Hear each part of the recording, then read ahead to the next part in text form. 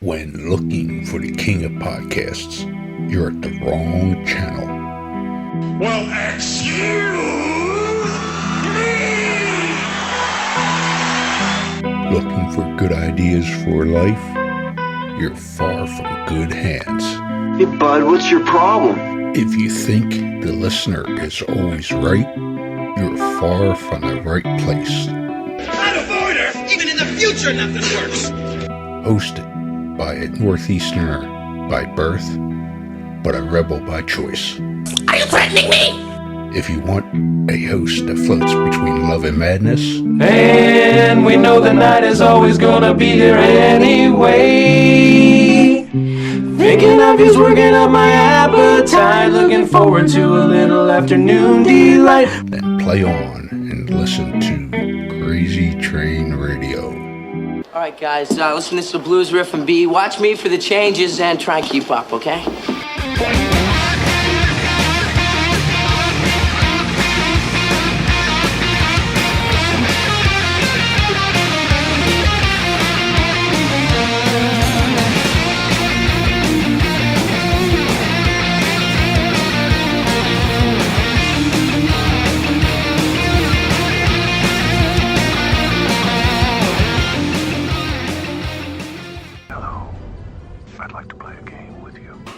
Within the gaming world, there are your general gamers, but then there are those that enjoy the dark underbelly of gaming. If you're one of those that enjoy the dark underbelly of gaming, we certainly got the place to send you.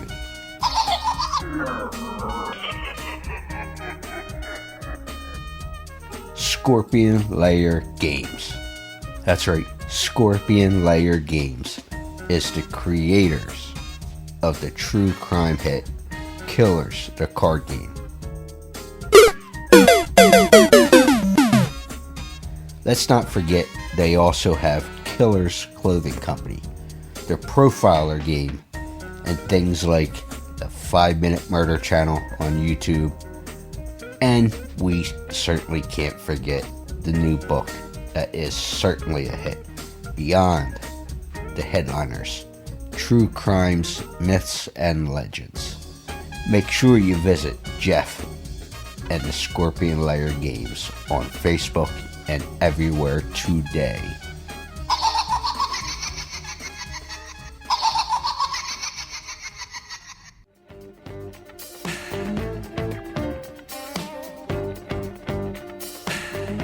Hey, this is April Hunter, and you are listening to Crazy Train Radio. Woo-woo!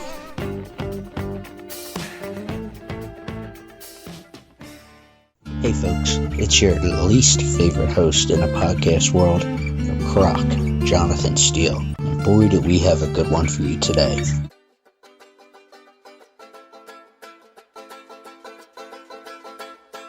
Before we get started, folks, we also wanted to let everybody know that is listening to this interview. It is being recorded on the D&D Fitness Apparel line. D&D Fitness Apparel is a Memphis-based comedy and clothing startup brand that is helping you reclaim the quality gym wear that you want to have on, but also does all the talking for you because you want to be comfortable while you are there to Pump you up! Feel free to visit them at dndfitapparel.com.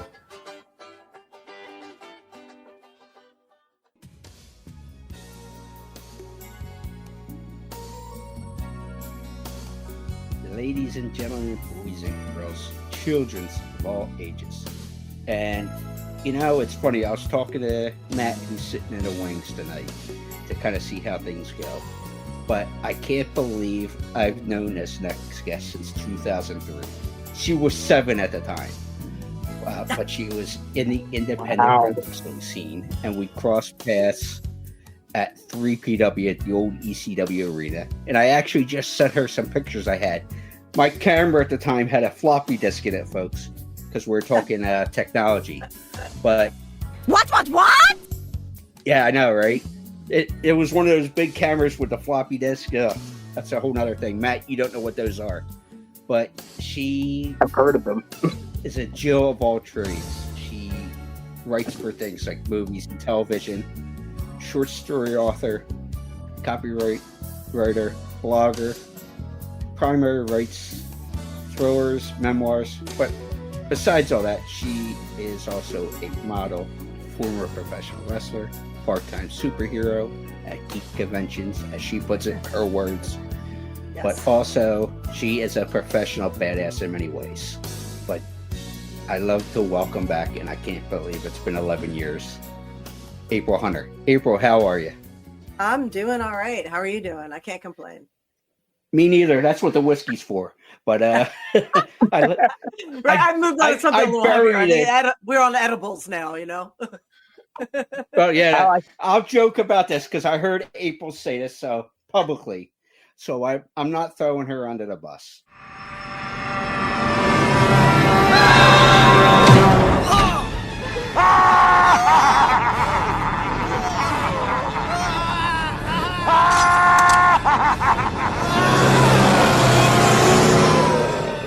No screaming while the bus is in motion.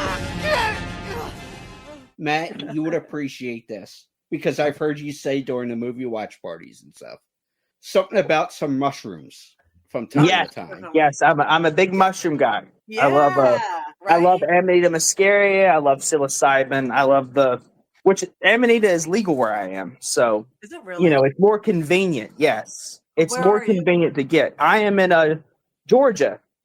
I am in technically Georgia. Why is it so light there? Why is it so? The reason it's so light, I just turned on the light in my garage. It was very dark when I walked in, so I turned on the light. Just kind of. I thought you were outside. I was like, is this so light there where you are? I was outside, but it's more comfortable in here. And then I was like, I'm gonna turn on the light because it's dark. Yeah. It's dark in Tampa. Yeah, it's dark in Philly too. Because then again, we just had some major storms with the heat coming through, so you know how that shit rolls. Hey, Matt, I don't know if you noticed because you didn't see the notes that I tried to provide you. But no, April, I could not open them, unfortunately. You illiterate bastard for technology. No, I'm sorry. I can't keep ripping Matt.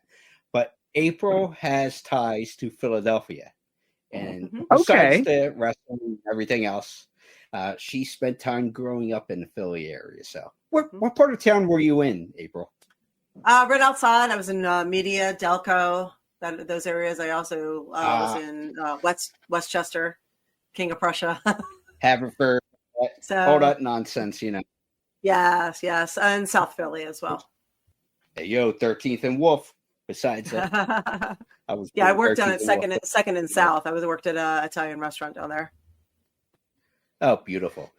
Well, there's just so much to go with you. It's scary, and like I said, I was trying to smarten Matt up, he did get a chance to say, I will not rip him the whole time. He did get a chance to see your live stream a little bit that you were I did. just getting off of. I did. I really, it was very, what I was saying was I saw you talking about stem cell research and stuff, in your live stream, and talking about how it helped with people that were dealing with Parkinson's and such. And I just was thinking about how does that affect people in the wrestling who have worked many years in the wrestling industry, which obviously takes a toll on the body. How does that help them? You know what I mean? I would imagine that it would be beneficial to them as well. Tremendously. Very beneficial.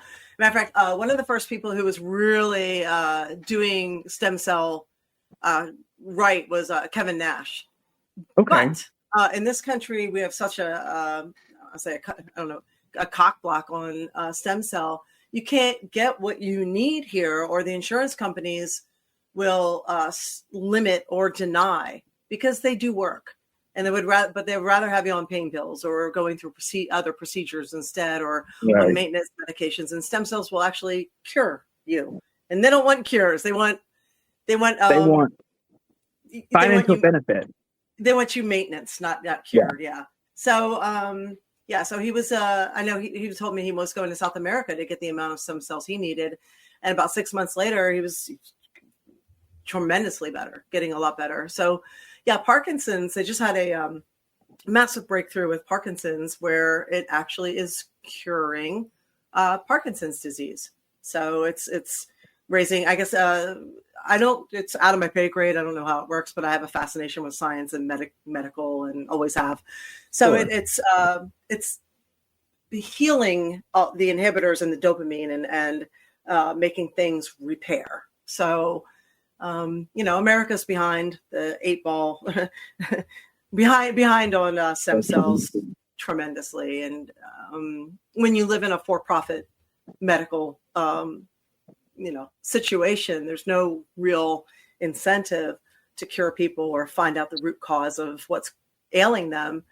Our main, profit or motivation is to keep people, get them sick, keep them sick, and keep them on maintenance medications. Right. So that's sort of where we are. And that's part of the reason why we, started the A show, is to get people information like, hey, you could go here and cure your kid, or you could look into this and push for this or advocate for this, or you could take this right.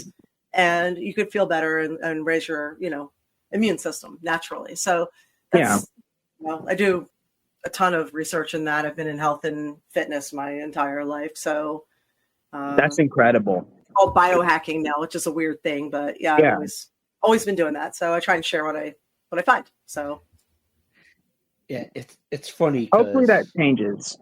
I mean, how sad that we are so repressed here in the U.S. in that regards. Maybe we have RFK in there. I mean, we're seeing some changes. So maybe. I agree with that. RFK does a good job. I agree.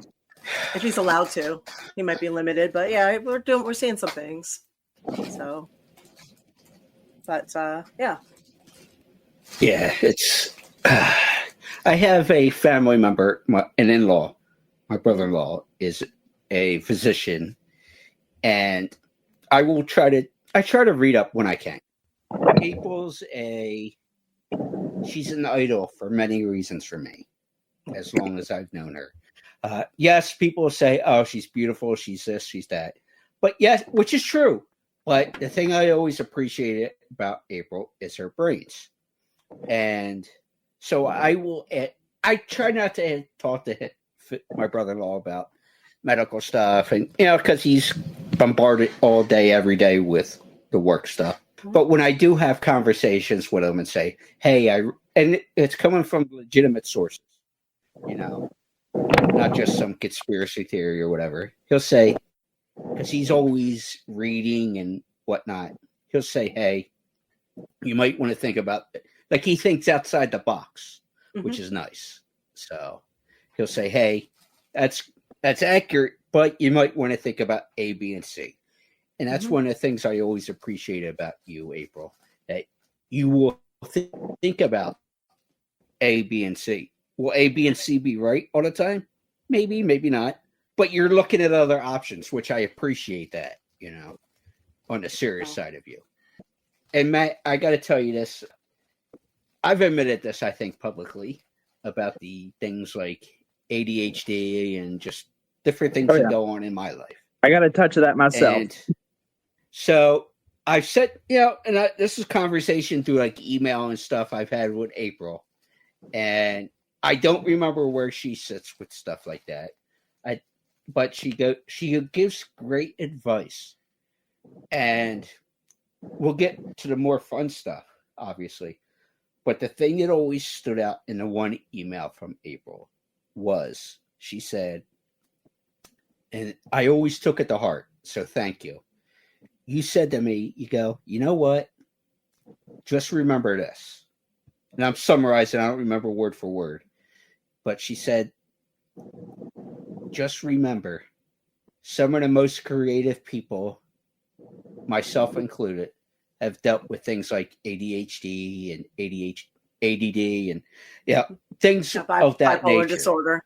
But that's in my wheelhouse. Yes, but she was kind of like, she was in one sense. I don't know if she knew I was on the ledge, maybe per se, theoretically.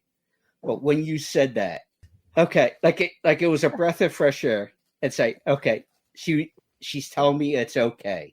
So I always appreciate it. I reminded you of that the other night, so thank you, seriously. That's okay. Awesome. I always say that the same chemicals that make you crazy are the same ones that make you creative. So sometimes crazy Like is that. a gift.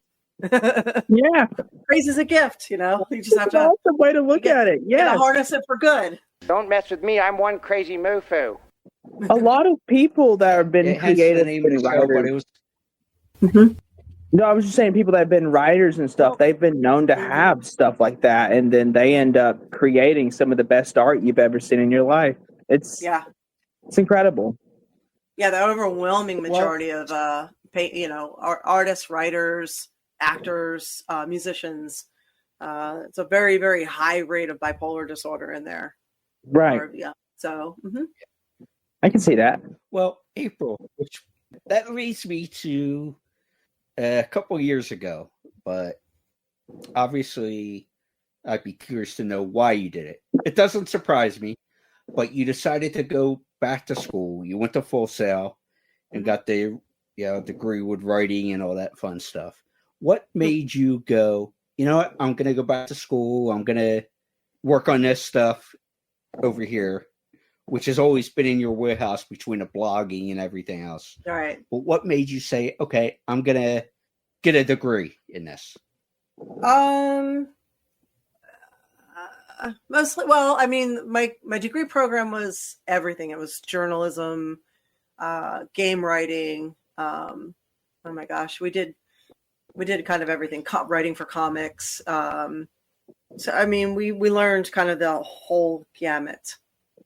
Why I went back was because I figured I would do something that I've always enjoyed doing that I was doing anyway. So I used to say I ran my website so that I could actually run my newsletter, because I wrote that week. I don't know if some people remember, I wrote a weekly newsletter, and I've always done the blogs. So it gave me, running. I've always had ulterior motives. So I've always said that, use the boobs to hook them and the words to keep them coming back. So I've always written. I've always used my looks to try and get the communication across, I guess, or the word across. I've always written about things. I'm a pattern. I do pattern recognition. I write about health and wellness and do a lot of medical research. And there's a lot of stuff out there we're getting bad information on, or a lot of big picture things going on that we're only getting little bits and pieces of truth and a lot of deception. So Right. I don't know. Sometimes things come to me and I get to see the whole big picture. So I share it, and I'll throw in bikini pictures. And it's like, hey, so by the way, so yeah, I went back to school. I figured I was getting older. Wrestling hurt. No pain, no gain. I hurt more and more to get out of bed. So it was time to put the knee pads away and the wrist tape. So it just seemed the logical thing to do. Unfortunately, and I'm sure somebody knew this along the way, when I graduated in 2019, COVID hit right then and there that winter. And then right after that came the writer's strike and AI. And then across the board, they were replacing journalists with, Chat GPT and AI articles. So, and then the Hollywood was doing the whole writer's strike thing. And it was frustrating because I'd written several books at that point, several screenplays, and I wasn't able to really get anywhere. So I did my first children's book. I had cartoon with several seasons on this book. It's called Monty, A Tale of No Tale. It's on Amazon and Barnes & Noble and Walmart. You can get it anywhere. And I have the cartoon written through to multiple seasons, but we were in a writer's strike. And now I just feel like AI has kind of taken over a lot of that. So except for my school loans, that's mine. So, so I started the podcast. That's what I figured. It's such a scary thought, show, by the way. to imagine that art is taken over by AI, and that artists, true artists, true writers are out of jobs. That is so scary to me. You know what I mean? Like I'm not saying that AI doesn't maybe have its benefits and stuff and its pros, but the thought that, art is no longer created by human beings, is no longer wrote by, that's awful, Oh, I think it's going to be It's a very big disruptor as far as workforce. Like if you're not a plumber, I mean, even doctors, surgeons. It's not just writers and artists. It's going to be surgeons. It's going to be everything across the board. It's going to be, unless you are literally hands-on fixing things. I mean, like send your kids to trade school, so they can fix air conditioning, and build things and be a plumber, because those are the things that are going to be the safe bets. Right. Professional, of course. Yeah. It used to be send your kids to art stuff school. we need every day that we don't think about. Yeah, because we've been telling a story now for decades where everything has been art. It's all been video and writing and blogs and computer generated, and it's all been performance. So for the last couple decades, everything that we've been doing has been art based. Yeah. So it used to be a safe bet that human creativity could not be recreated by computers. So it's it's very that used to be a sure thing. Send your kid to art school. First time ever since the Renaissance, artists were getting paid. So it's a little jarring to the system. It's funny, and Matt, I'm sure you know the name about your in-depth knowledge, but April has modeled her career after a lady named Julie Strain, Vampirella, and having her hands a little bit here, Vampira, yeah. I figured you'd appreciate that. But April has that's beautiful. and this is one of the original Elvira, shall we say? Yeah. Yes. And this is one of the reasons I find April to be so smart, because if one area dries up, let's say the wrestling, because of the wear and tear, and she had a serious back injury back in the day, she can go over here, or let me blog, let me do this. She's had her hand in so many pots. Not many people would think about that, because a lot of people, I heard her say this, even in her own family. Now, I don't know her family, but her parents, her brother, had the quote unquote traditional job with the 9 to 5 and all that fun stuff. Then there be times in our history that people tend to forget that there was, whether it be an economic crash in 2008, or there's this that happens, Enron. that happens. Enron was a big one that I watched. Yeah, thank you. Thank you. Yeah. But if you don't have, if you have all your eggs in one basket, but if you have all your eggs in one basket, go ahead. Yeah. I just watched what happened there. That was the end of an era. Our grandparents, our parents, they used to work one job their entire lives. They would get their 401k, they would retire. They were company men, right? And Enron destroyed that. And then I watched the women of Enron on do Playboy. And I thought to myself, good Lord, there's nothing wrong with Playboy, but I was just thinking, obviously I did it myself, but I just thought, how do you go from this to having it all break apart? You're so sure you have this career, and then it just all falls apart because of bad management and bad choices and deception and lies. So why work for somebody else that can hold everything that you are in their hands, and you have to do what they want, and they can just throw you out the window? Yeah. Well, let me kind of keep their thumb on you up until they don't need to keep their thumb on you, right? Exactly. Yeah. And I thought about this earlier in putting my notes together, April. And obviously, I knew you did Playboy. And the previous episode, 11 years ago, at that One and Done show, we talked for a few minutes, which like I said, we had so much fun. I forgot in some ways how much fun we had because we were laughing and joking, and we try to educate people here too. And you were talking about the time you had to wrestle at a all nude show, and it was there was financial things, and we don't have to get into that. So we're not going to drudge up the dirty past. But at least you don't have to adjust your costume. Well, yeah, this is true. Endlessly adjusting your costume. I know people because people gave you shit for adjusting your costume if you needed it, which is the funny part. But which would you? And I know this might sound like a in your own head question, but did you find it more? What do you call it? Self-conscious wrestling nude or doing Playboy? Because either way, people were going to see you for what you are. Probably wrestling nude, because Playboy was very professional, but we were in front of a live audience when we were wrestling. Classy, right? Would you stay classy? You stay classy, San Diego. It was still a nice venue, and let's see, it was NWWL's up in Toronto, Ontario. So I mean, it was Ron Hutchinson and a group of people. They did a good job, but you still have a live audience. The cameras cut away if you landed a certain way. Yeah. But the live audience, they got to see everything.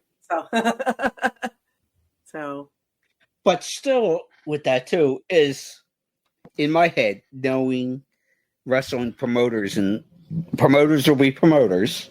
We know that. But we'll cut the camera, like for the DVDs and all that, and now streaming. We'll cut the cameras if you land a certain way, and they'll tell you what you want to hear.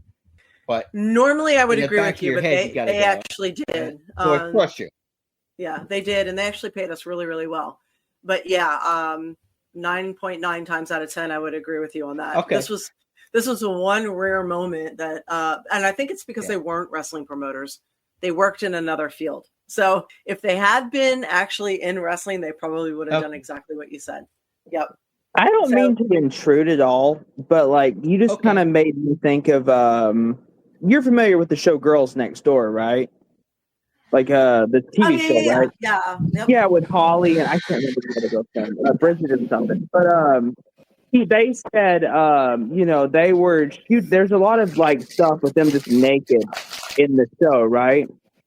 Well, they assumed that all of that would be censored, but with the DVDs, they went and did it uncensored, and they said, well, this is kind of a violation. We didn't know that we were going to be censored, not be uncensored on the DVDs. You know what I mean in regards to Playboy. Because they have a podcast that's very interesting. I don't know. That just kind of made me think of that when you were just talking about that. Like, the idea of like maybe they say, oh, this will be censored. You know what I mean? Nobody's going to see it, and then they put themselves out there, and then they're not that they didn't do photo shoots, but they said the photo shoots were more, like you said, professional. It's more controlled. It's a controlled environment. Yeah, it's not like something unexpected to where, stuff like that. Yeah, I mean that's kind of stuff. I mean, it's happened. I've done like look at WEW right there down at the Alhambra Arena.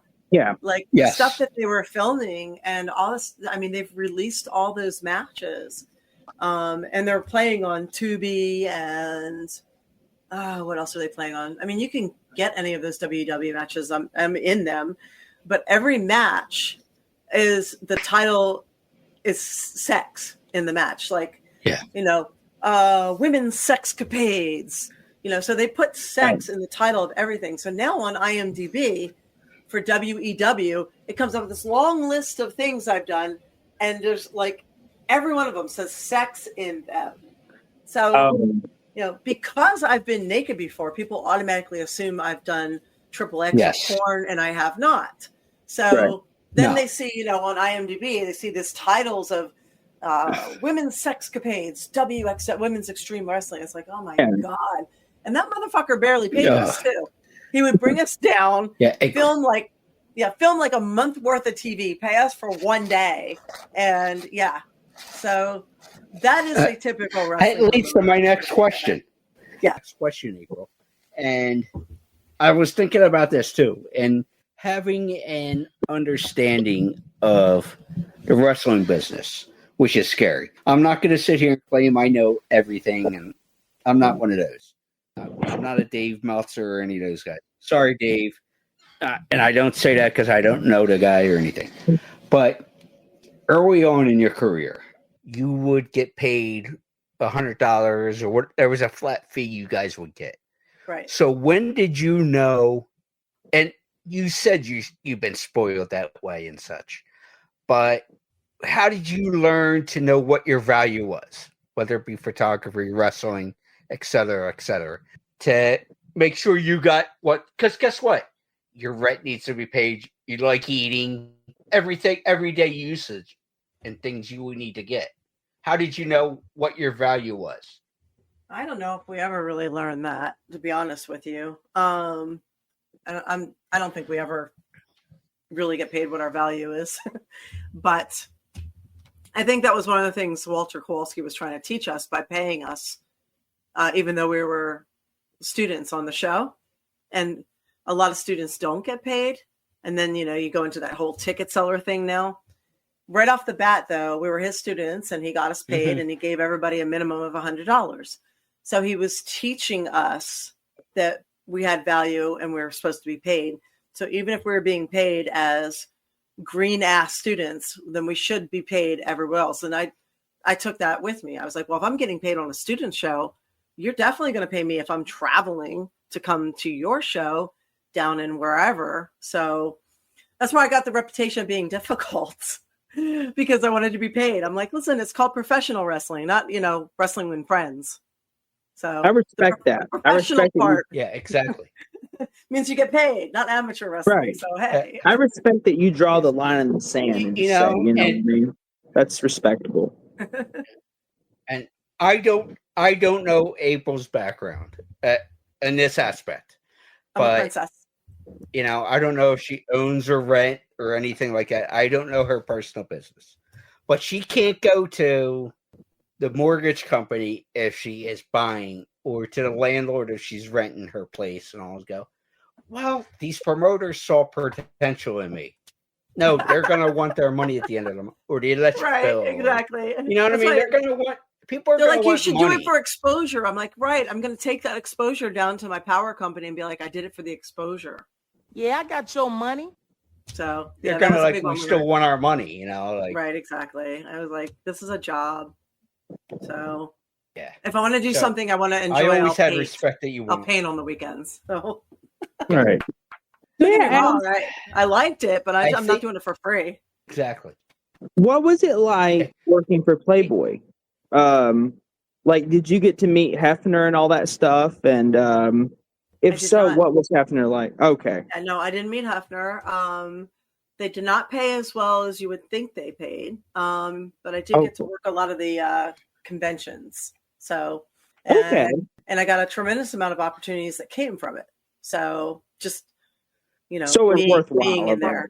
Yeah. Okay. So, Yeah. so I guess that is one of the things that you do just for saw it exposure. on the back end. That's why I asked, because I'm uneducated on this topic. But Like you when saw I it on the ask back end. people, right? Like you always wonder, like, did you get to meet Hefner? If so, what was it like? You know what I mean? Like everybody always wonders stuff like that. Yeah, I didn't meet Hefner. I did do. I mean, I that's where WCW found me. I went on Howard Stern. It led to a lot of other opportunities. So, yeah. That's beautiful. That's awesome.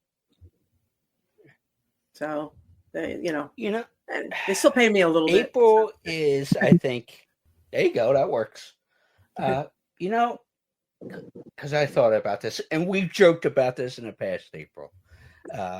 And April would rib me, and she even ribbed me on a previous episode about how I say how smart she is. She goes, no, it's all about the boobs and this, that, and the other.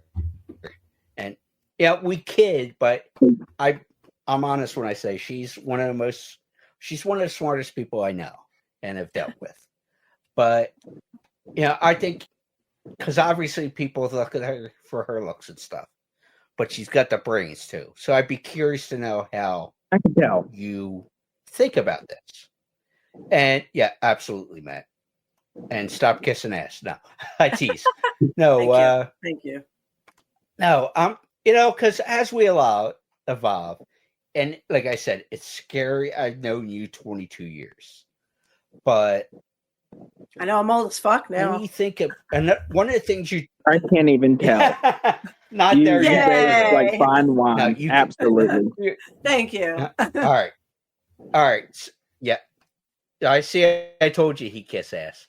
No, no, she is. Matt is telling the truth. But as we evolve as people, and April tends to think outside the box, as I've always said, you talk a lot on the A show and things like that about relationships and different things. And I'm sure your thoughts as we've grown as people and different aspects of life. Like, okay, in our teens, our 20s, maybe even our 30s, we might think about somebody's looks or think about this or that and whatever. But April tends to look at things, the whole picture. Yeah, the looks are great, but looks will eventually fade. But she thinks of the people's brains and everything else. What do you think, or at least speaking for April Hunter, what is sexy and attractive to you? Is it still looks? Is it the brains? What, when you talk to a guy, and I don't know what your relationship status is, but when you look at somebody or potentially look at somebody, what do you look at this point in your life? Oh my gosh. I know that's a deep and can be. Yeah, I know. That really, it's a good question. I appreciate it. It's not looks like it used to be. You know, when you're in your 20s, you know, you're young and stupid and you're like, oh yeah, I want this really tall dude making money. And, my doggy, sorry. He has to be working out and he has to be this and he has to be that. And then you get older and you realize that person wasn't what you thought that person might be. So I guess what grabs me now, especially after being in a locker room, spending my life in a locker room full of superhero looking people, you know, it's the prettiest people in the world with the best bodies in the world, you get almost a little bit immune to that, where you're just like, okay, so like, impress me with who you are. So I would say that people who are self-aware and confident and genuine and they have real manners and they're not self-absorbed. They think of other people. They put other people first. Right. I mean, don't get me wrong. I don't want to date someone who looks like a pile of dog shit and has all that. But I mean, somebody who is generally pulled together enough. Shit, I'm out of the loop then. No, I mean, someone who can take care of their looks and go to the gym, be healthy enough, but also really be a decent human being, like kindness. I don't like extremists. I don't like extreme left, extreme right. I don't think the world is that black and white. I think everything is shades of gray. I like people who think outside the box, are willing to look at bigger pictures, are willing to laugh at everything. Cause I mean, God knows you got to have a sense of humor, you know? Yeah. And people who are go-getters, you know, who have an equal amount of being able to go get things, but also somebody said this, and I thought it was really interesting. We are good. Most humans are good with the words, you know, the words on the page. Yeah. So you have all these words and we're good with the doing, but it's the blank spaces that we have a hard time with, you know, all these blank spaces between the words that we really struggle with. And you can't have a complete life. You can't master life until you can master those blank spaces as well. So, you know, sometimes with the blank spaces, that's a beautiful maybe I'm wrong with this, April. But So it's finding someone who can master the words and the blank spaces. That's true. Like at my stage at 40, going on 41 in a couple weeks. And sometimes, oh my God, you're old. I like to have intelligent conversation. Don't get me wrong. That's a big thing, right? Intelligent conversations. I like to have an thing, intelligent conversation. Mm-hmm. Thank you. You were just going to beat me to the punch. But also, sometimes, like, let's say I'm out with April with dinner or we're at one of our houses watching TV, or you know what I mean? Sometimes I like your opinion on this, April. Sometimes silence is golden. Those blank spaces, just enjoying inside each other's company. Am I far off on that? No, I don't think so. I mean, if you can be comfortable with someone in the silence, that says a lot. Most people feel they have to fill everything with chatter. So I'm guilty of that. I'm a chatty Cathy. But you're also aware of it. That's half the. And sometimes I believe they call that diarrhea of the mouth. Well, I mean, they call that diarrhea of the mouth. That depends on how it's done, but yeah, if you can have a what they call a comfortable silence, that's that's very telling. So, yeah, like that. Yeah, that's what I was going with it there. Well, Matt, I don't think I mentioned this to you, but I'm going to throw you with this here. April has also done some acting, and the latest project was Killer City Cup. Oh, Kill City Cup, yeah. So, okay, what are your thoughts on the acting world? Because Matt and myself are big into movies. We do. I host a lot of watch parties, anything of that art form. But there's also a lot of independent stuff too. So, how about that button in your ribbon there? Oh, actually, my last project that hasn't come out yet, it was a Chucky film. I played Chucky's girlfriend. So, oh my gosh, I love it. A live, no kidding. So, yeah, the kid they had to play Chucky was actually really good. He was very, very, very good actor for somebody that that little. All right. Yeah, no, it's. I mean, I took a couple acting classes, but I'm not.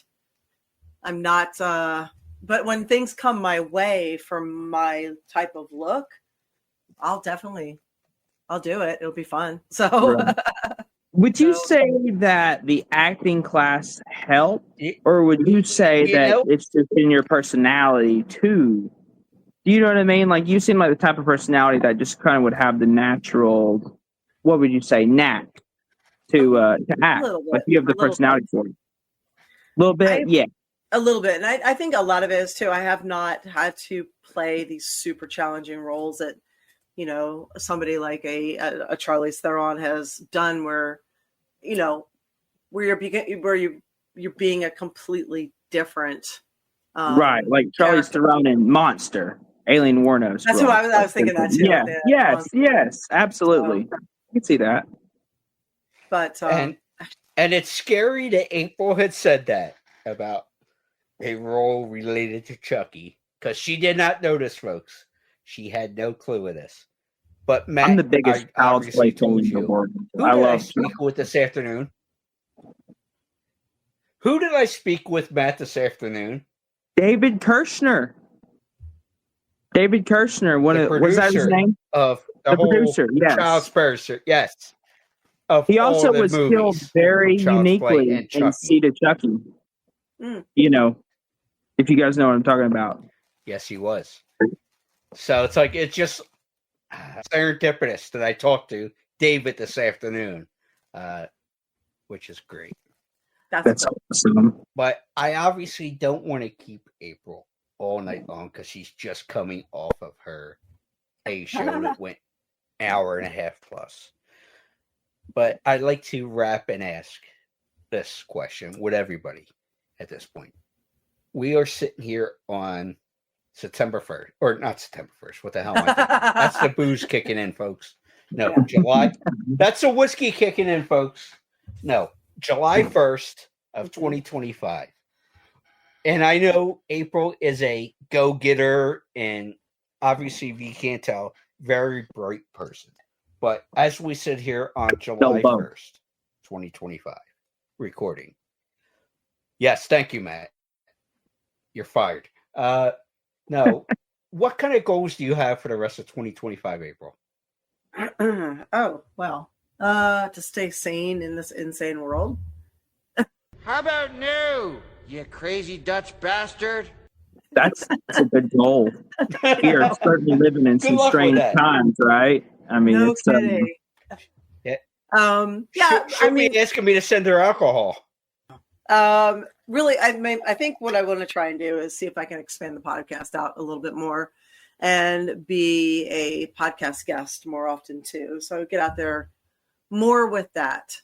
So, well, I mean, we'll see. I'm still doing some shoots. I'm still doing shows, Comic Cons and things like that. So just kind of expanding my audience. Right. We'll see. Absolutely. See what she plays the superhero. where everything leads. She does the cosplays, everything. Yeah, they're fun. Who's your favorite I character to haven't mentioned cosplay? this Do you have a character that you love to cosplay in particular? Oh, wait, you both said something. I'm sorry. I do Jessica Rabbit a lot. That's Matt, go ahead. A bit. Yeah, that's one of the ones that I get asked to do. You would be beautiful as the Black Widow. You familiar with the Black Widow from Scarlett Johansson's character in Marvel? You would be wonderful. Yep, I do. I do the Black Widow. I've done it a few times. Love it. Love it. I do Poison Ivy. I do Thundra. So I do a bunch of different variations of Jessica Rabbit, whether it's Irish Jessica Rabbit, St. Patty's Day, or Nurse Jessica Rabbit, or Punisher Jessica Rabbit. Yeah, I do a lot of mashups. So different things like. So yeah. So yeah, I was gonna say you can go to Instagram, Real April Hunter, Matt, and a lot of my stuff's there, or Patreon.com, April Hunter, and I have pretty much everything on Patreon. Okay, cool. Yeah. So, and that's for anybody watching this. Yeah. Not you know who I gotta hook you up with, right. And what? You know who I gotta hook her up with, Matt, and like I did with David, Howard Thornton from Terrifier. I gotta hook her up with Gary K. Wolf, Roger's daddy. I gotta set her up with the guy who wrote the books that the movie was created. Oh yeah. For Roger Rabbit. Oh, that would be cool. I gotta set her up with Gary because he would absolutely love her version of Jessica Rabbit. Gary's cool. Yes. I will send you. Beautiful. I love at that. it. She's pulling up her phone. So the Irish. I will send you Gary's information. Oh, look at this. Nice. Yeah, that's my Instagram page. Nice. Just follow it. Oh my God, Gary would love you. Yes, he would. Gary will absolutely love you. Oh my gosh, Poison Ivy. You could play her in a heartbeat. As cool as you, he will share this. Yeah, it's fun. Hopefully, I never grow up. Different Jessica Rabbits. Yeah, no. As smart as she is, she won't grow up. Ah, beautiful Wonder Woman. Look at the Wonder Woman, and absolutely. But it's fun. I will definitely have to connect those two. That's absolutely. April, thank you so much. Don't be a stranger, please. I think the world of you. You've always been so kind to me over the years. Whether we're talking, publicly like this or privately, I think the world of you. And I don't let too many people in personally. April's one of those people that I know I can trust and talk to.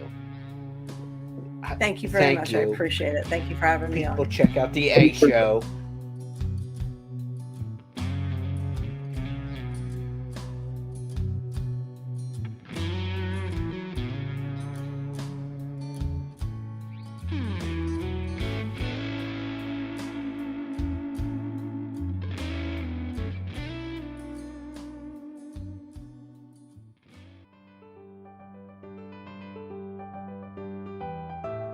Hey folks, looking for the ultimate destination for the nerd enthusiasts and collectors?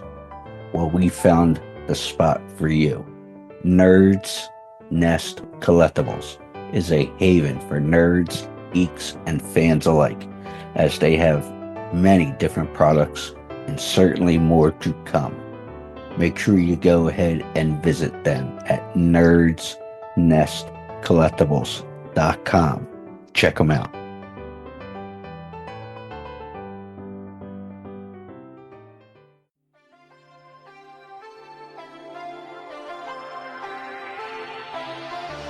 Hi, my name's Amelie McLean. I play the little pale girl in Terrifier 2, and you're listening to Crazy Train Radio.